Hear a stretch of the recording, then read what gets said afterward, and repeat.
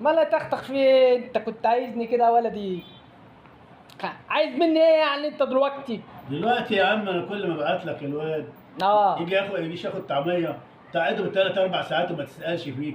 هو بيقول لي يا بابا عم بصله بيعبي الحريم وسايبنا واقفين ومش سائل فينا. هو ايه؟ قال لك انا بعبل الحريم؟ اه قال لي كده اجيبه لك تساله؟ ها؟ اجيبه لك قدامك؟ طب هو ابنك صغير ما يعبيش الطعميه هو ليه؟ يا عم الحاج بقول لك الواد الجو حر والطعميه بتبقى سخنه في ايديه وده عيل صغير ما فهمش حاجه. طب والحريم انت عارف الحريم فافي؟ وافي بس دول كبار مش صغيرين. حريم فافي انت ناعمه شويه يا اخي. ماشي بس ده عيل صغير ما ها؟ فهمش ده عيل صغير يعني ولا. ايد الراجل ايده مجشفه، ها؟ اه مجشفه.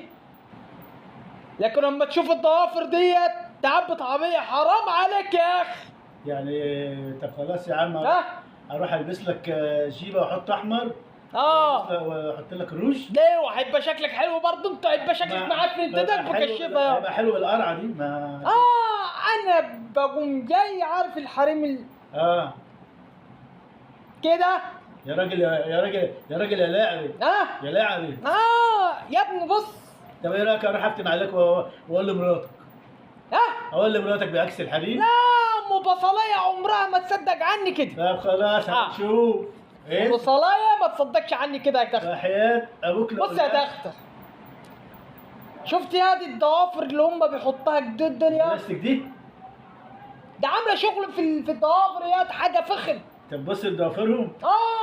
شكلهم غلط اساسا. انا مش ببص، اصل الضوافر بياخدوا الطعميه يا ده، ما بيجي يعبوا حس كده. خايفين على الضوافر. بياخدوا الطعميه خايفين على الضوافر يا حبيبي بيصعبوا عليها يا يا حبيبي. بعبلهم طعميه. طب حياة امي لا اقول لمراتك.